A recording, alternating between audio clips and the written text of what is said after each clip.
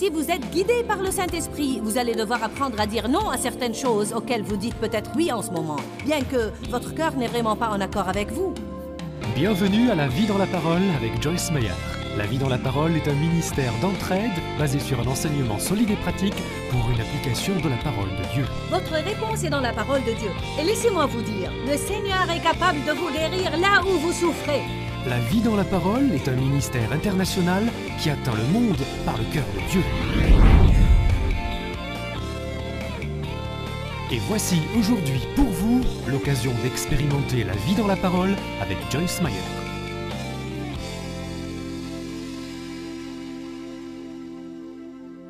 Dans chaque domaine de votre vie, si vous n'avez pas l'équilibre, vous allez vous épuiser. Vous pouvez même perdre l'équilibre spirituellement, au point de passer tellement de temps en essayant de prier, d'étudier, d'aller à des réunions de prière et de faire des activités spirituelles jusqu'à vous effondrer spirituellement. L'effondrement est une chose grave, car une fois qu'une personne s'effondre, elle ne voudrait normalement plus rien avoir à faire avec la chose. C'est comme « éloigne-toi de moi ». Je me rappelle une fois que j'avais fait 13 conférences d'affilée, 13 week-ends d'affilée. J'en parlais avec Dave aujourd'hui. Je ne sais même pas comment je l'ai fait. J'étais évidemment plus jeune, mais je ne peux pas le faire maintenant, je peux vous le garantir. J'étais si épuisée d'avoir fait la même chose encore et encore et encore, que lorsque je suis revenue à Saint-Louis, je suis passée devant mon bureau et j'ai tiré la langue à mes bureaux. Je ne voulais même pas entendre le nom ministère de Joyce Meyer. C'était comme... J'étais devenue domestique. D'habitude, je ne cuisine jamais, car je n'en ai pas le temps. Mais je suis allée à l'épicerie et je voulais cuisiner beaucoup de plats. Je voulais tout faire, sauf les choses spirituelles. Si vous faites la même chose encore et encore et encore et encore et encore, vous vous lassez vraiment d'elle.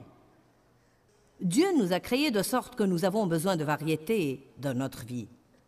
Je veux dire, pour l'amour de Dieu, au moins, si vous allez au même travail depuis 30 ans et vous y allez sur la même route, au moins trouvez une nouvelle route et empruntez-la de temps en temps pour y aller. Faites n'importe quoi pour apporter une petite étincelle dans votre vie pour que vous ne soyez pas en train de faire la même chose encore et encore. En fait, ceci est l'enseignement final dans une série intitulée « Équilibrer les extrêmes de la vie ». Parce que je crois que Satan essaye toujours de pousser les gens à aller aux extrêmes. S'il ne peut pas vous mettre dans un fossé d'un côté, il va essayer de le faire de l'autre côté. Il y a même plusieurs enseignements qui sont une vérité. Mais ils sont enseignés d'une manière si extrémiste que cette chose que Dieu veut vous transmettre en tant que vérité devient une tromperie en elle-même, car elle est enseignée d'une manière si extrémiste qu'elle n'est plus la vérité. Comme je l'ai dit ce matin, vous pouvez trouver un livre sur n'importe quoi, et vous pouvez étudier la Bible, et vous pouvez choisir certaines écritures et leur faire dire presque tout ce que vous voulez. C'est une chose dangereuse à faire. Vous ne pouvez pas simplement choisir, vous devez prendre le tout. Vous devez interpréter les Écritures à la lumière des Écritures. Ce que je veux dire par là est... Vous ne pouvez pas simplement prendre une écriture. Par exemple, tout le monde aime citer Philippiens 4,19. « Mon Dieu pourvoira à tous vos besoins selon sa richesse avec gloire en Jésus-Christ. » Mais vous devez commencer par le verset 15, parce qu'il s'adressait aux personnes qui étaient ses partenaires et des personnes qui faisaient des dons au royaume. Il dit « Maintenant, parce que vous avez fait ça, je sais que mon Dieu pourvoira à tous vos besoins selon sa richesse avec gloire en Jésus-Christ. » Donc, si vous choisissez une écriture et vous la donnez aux gens sans leur donner ce qui reste, ils peuvent alors perdre l'équilibre. Je crois que le déséquilibre est une chose très dangereuse. Et je pense que nous avons des tas de gens en déséquilibre. Il y a beaucoup de gens dans le monde en déséquilibre. Et il y a beaucoup de gens dans l'Église en déséquilibre. Il y a même des gens qui sont en déséquilibre dans le service de l'Église. Ils vivent dans l'Église et ne s'occupent pas de leur famille. Il y a beaucoup de gens dans le ministère qui succombent au péché parce qu'ils perdent l'équilibre. Il y a des gens qui travaillent si dur pour Dieu qu'ils n'ont jamais un moment à passer avec Dieu. Nous avons besoin d'équilibre dans notre vie. Dans cette série, j'ai enseigné beaucoup de choses sur l'équilibre, sur beaucoup de plans différents. C'est un enseignement que j'ai voulu, en fait, ajouter à cette série et la conclure. Fatigué, épuisé et surmené. 1 Pierre 5,8. Soyez équilibrés, car votre adversaire, le diable, rôde comme un lion rugissant, cherchant qui il dévorera. Cette écriture me dit que si je perds l'équilibre, j'ouvre alors une porte à Satan pour entrer et me dévorer. Il ne peut pas dévorer qui il veut, mais il peut dévorer quelqu'un qui a perdu l'équilibre. Si vous pensez à une balance, je veux dire, une de ces balances qui sont vraiment démodées. Si vous mettez juste un peu plus sur un côté, elle s'incline de ce côté. Et si vous mettez un peu plus sur l'autre côté, elle s'incline de l'autre côté. Je crois vraiment que nos vies sont un peu comme ça. Pour garder les choses équilibrées, vous devez plutôt les manier. Vous devez savoir quand vous n'êtes plus en équilibre. Vous devez savoir si vous dépensez trop d'argent. Vous devez savoir si vous passez trop de temps à vous divertir. Vous devez savoir si vous travaillez trop dur et vous ne vous reposez pas assez. Vous devez savoir si votre régime n'est pas équilibré et que vous mangez mal tout le temps ou si vous buvez trop de café. Vous commencez à vous sentir mal parce que vous ne dormez pas assez. Vous devez absolument garder celui qui va être en bonne santé et être stable émotionnellement et solide spirituellement doit garder toujours son équilibre. Peut-être que ce n'est pas le genre de message que vous entendez normalement. Ce n'est peut-être pas considéré un message d'église que de dire aux gens de se reposer. Mais je crois que les gens dans notre société sont tellement stressés que ça les tue. C'est en partie parce que nous sommes une société qui est poussée à faire, aller, avoir, faire. Nous ne sommes pas censés être poussés, nous sommes censés être guidés par le Saint-Esprit. Si vous êtes guidé par le Saint-Esprit, vous allez devoir apprendre à dire non à certaines choses auxquelles vous dites peut-être oui en ce moment, bien que votre cœur n'est vraiment pas en accord avec vous. Être guidé par l'Esprit signifie vous suivez votre cœur, vous ne faites pas ce que les gens veulent que vous fassiez. Vous ne vivez pas sous la pression des demandes et des attentes, les vous devez et les vous feriez mieux de... Je suis si fatiguée que je n'ai pas envie de bouger. Ce que je souhaite le moins, c'est d'aller là-bas, mais je dois le faire. Il n'y a pas de vie dans ce genre de choses. Les choses qui n'ont pas l'onction de Dieu sur elles pour nous épuisent. Elles ne nous stimulent pas, elles nous épuisent, elles volent de nous, elles n'ajoutent pas à nous. Si vous voulez être sain d'esprit, vous allez devoir régulièrement tailler votre vie. Tout comme une plante ne va pas rester saine et pousser dans la bonne direction si elle n'est pas régulièrement taillée. Et tailler veut dire couper des choses qui ne doivent pas être là. Couper des choses qui entravent la croissance ou qui déforment la beauté. Dieu veut que nous ayons une belle vie. Nous faisons nous-mêmes nos programmes et nous allons partout murmurer et nous plaindre tout le temps que nous sommes tellement occupés et stressés. Mais la vérité, c'est que nous faisons ce que nous voulons faire. Eh bien, vous avez aimé ça, n'est-ce pas? Parfois, nous préférons nous plaindre plutôt que de changer. J'ai dit parfois, nous préférons nous plaindre plutôt que de changer. Je vais le dire encore une fois. Parfois, nous préférons nous plaindre plutôt que de changer.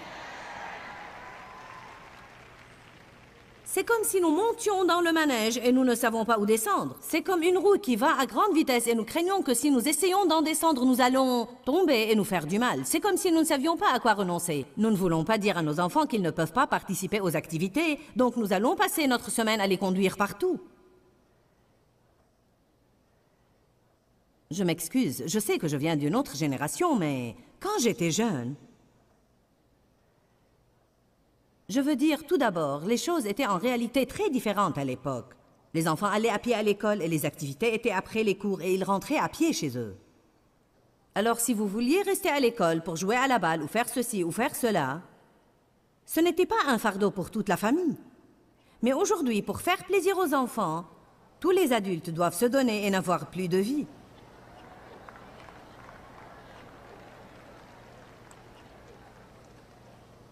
Eh bien, nous voulons que nos enfants participent. Ils doivent participer, mais ils ne doivent pas participer à tout. Pourquoi devez-vous toujours être celui qui doit payer le prix? Partagez-le avec la famille. Faites certaines choses que vous voulez faire, laissez-les faire certaines choses qu'ils veulent faire. Mais quand une personne fait tout ce qu'elle veut et une autre personne est toujours en train de payer, les choses deviennent déséquilibrées. Si nous laissons les gens faire tout ce qu'ils veulent, nous leur apprenons à être égoïstes. Et ainsi, ils auront des problèmes dans leur mariage. Des problèmes quand ils vont sortir et essayer de survivre. Nous sommes tous accros aux distractions.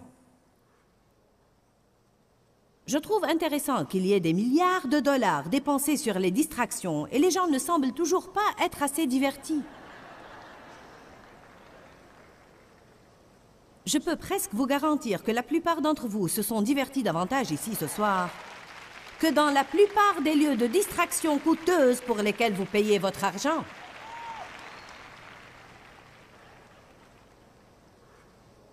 Qui pense qu'il avait besoin de ça? Je ne le fais pas trop souvent, mais j'ai hésité à propos du sujet à enseigner ce soir. Eh bien, je ne savais pas. Devrais-je l'enseigner ou non?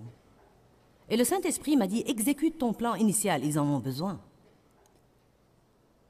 Et je crois que Dieu a amené beaucoup de gens ce soir qui n'ont pas d'équilibre à un certain niveau. Vous avez prié Dieu de vous aider. Priez pour un peu de simplicité dans votre vie, pour être saint d'esprit dans votre vie. Vous ne saviez que faire. Et une partie de la raison pour laquelle vous ne saviez que faire, c'est parce que vous essayez de faire plaisir à tous ceux que vous connaissez. Bon sermon, Sir Joyce. Merci, je vais continuer.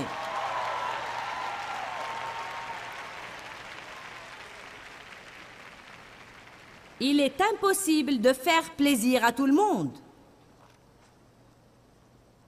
Vous allez certainement avoir quelques limites dans votre vie. Un des premiers mots limites que vous devez apprendre est « non ». Amen. Matthieu 11, 28.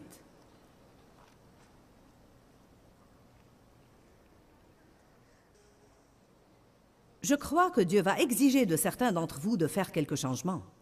Vous vouliez savoir comment vous pouvez atténuer le stress qui existe dans votre vie. Et je peux vous le dire, ça ne va pas simplement venir à travers la prière sans que vous ne fassiez quelques changements.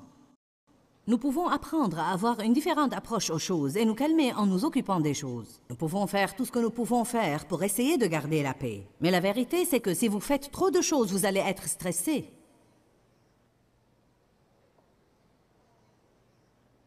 Jésus dit dans Matthieu 11, 28, « Venez à moi, vous tous qui êtes fatigués et chargés. » Il aurait pu dire « Venez à moi, vous qui êtes fatigués, épuisés et surmenés. » Et je vous donnerai du repos. Je soulagerai et déchargerai et donnerai du repos à vos âmes. Chaque fois que nous sentons que nous sommes sur le point de nous effondrer, nous devons aller à Jésus. Nous devons nous rappeler, venez à moi, vous tous qui êtes fatigués. Venez à moi, vous tous qui êtes épuisés et surmenés. Jésus, après avoir servi, disait à ses disciples, venez qu'on se repose un moment. Ou après avoir servi pour un certain temps, c'était intéressant, il n'a pas laissé les foules le contrôler. Il les servait, mais quand il était fatigué, il allait dans une montagne quelque part et il disparaissait, priait un moment puis revenait. Je me demande ce que les gens feraient aujourd'hui. Vous savez, une des raisons pour lesquelles il m'est impossible de rester là après une réunion et d'essayer de saluer les gens, c'est que si je commence, je ne sais alors pas comment m'arrêter sans blesser beaucoup de gens. Car les gens ne comprennent pas qu'il y a un seul ministre et des milliers de personnes. Chaque personne veut avoir ce qu'elle veut, et c'est malheureux à dire, mais parfois, peu importe ce que nous faisons aux autres, tant que nous allons prendre ce que nous voulons. Il m'a été difficile de renoncer à être avec les gens, car j'aurais aimé imposer les mains sur vous. Je veux toucher les gens. Je veux étreindre les gens et embrasser certains. Non, je rigole.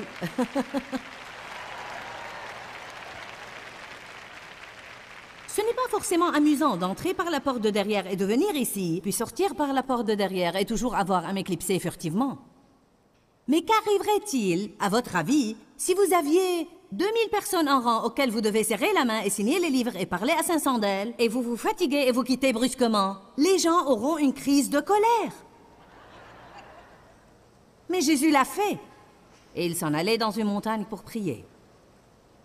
Et il s'en allait dans une montagne pour prier. Et les gens le suivaient dans les montagnes.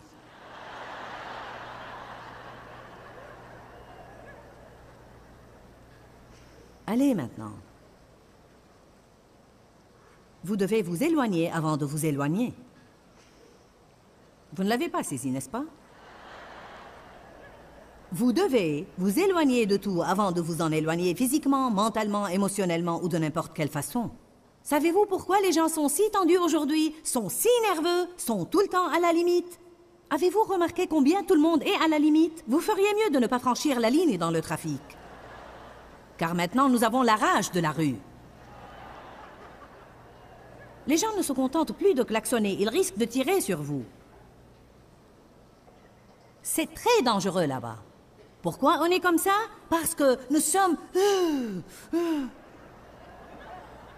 Je ne peux plus supporter.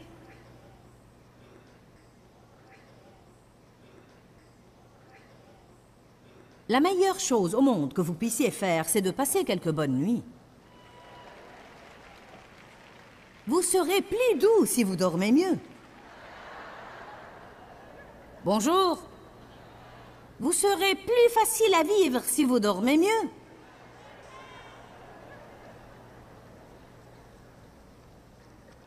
Je murmurais à propos de mon programme une fois et Dieu m'a dit, « Joyce, toi tu fais la chose. » Je ne t'ai jamais dit de faire tout ça.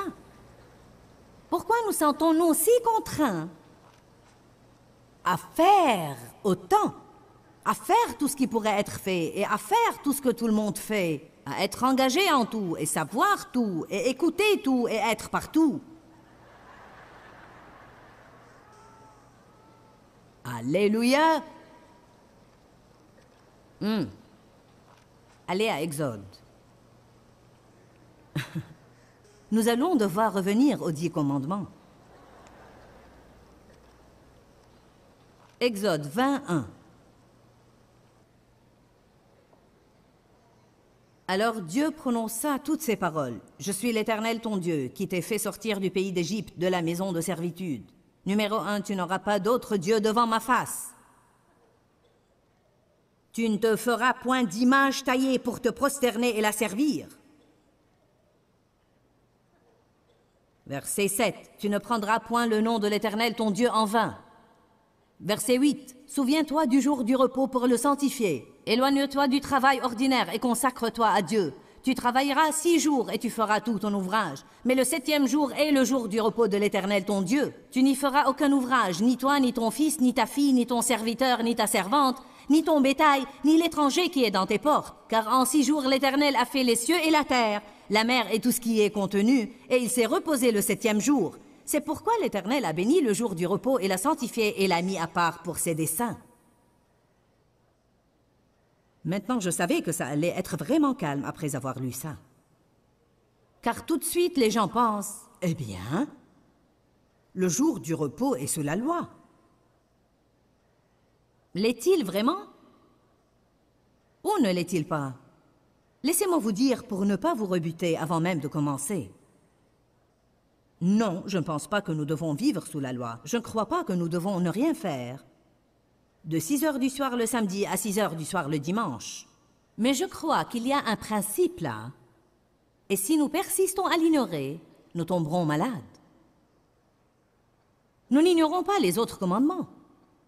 Nous ne pensons pas que l'adultère est permis. Nous ne disons pas « Tu ne commettras point d'adultère, c'était sous la loi ».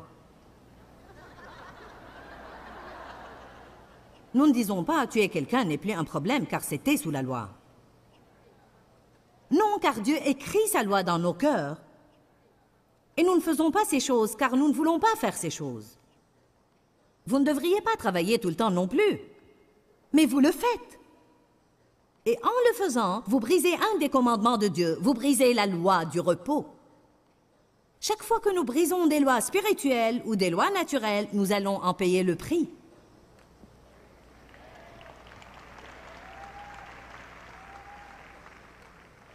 Je sais quand je dis ça que je dois vous en parler un peu plus.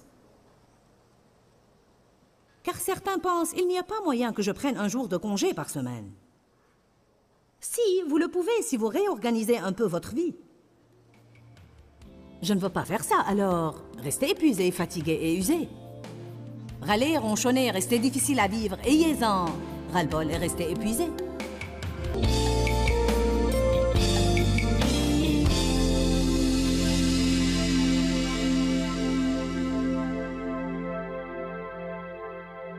Nous avons intitulé notre enseignement « Fatigué, épuisé et surmené ». Et je suis sûre que quand vous avez vu ce titre, 1 million de vous ont dit « Amen, j'avais besoin de ça aujourd'hui ».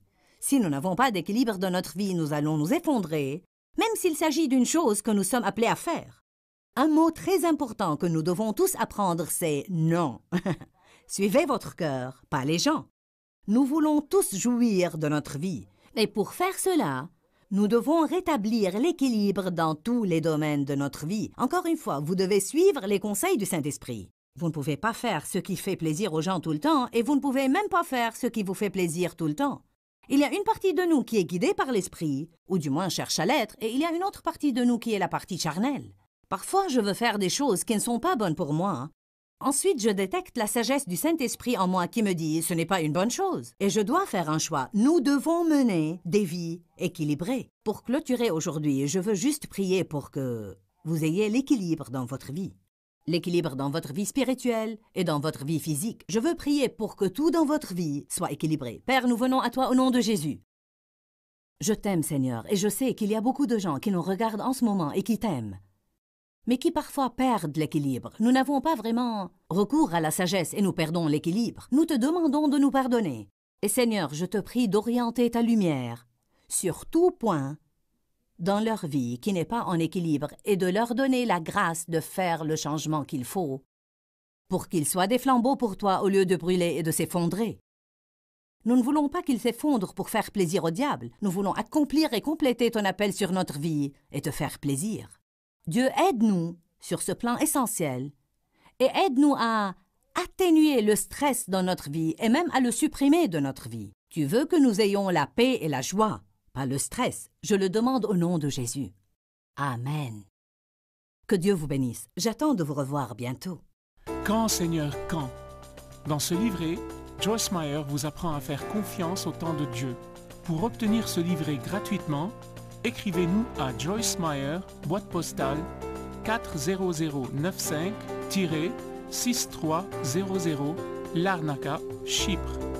Ou bien visitez notre site web www.joycemeyer.org/fr.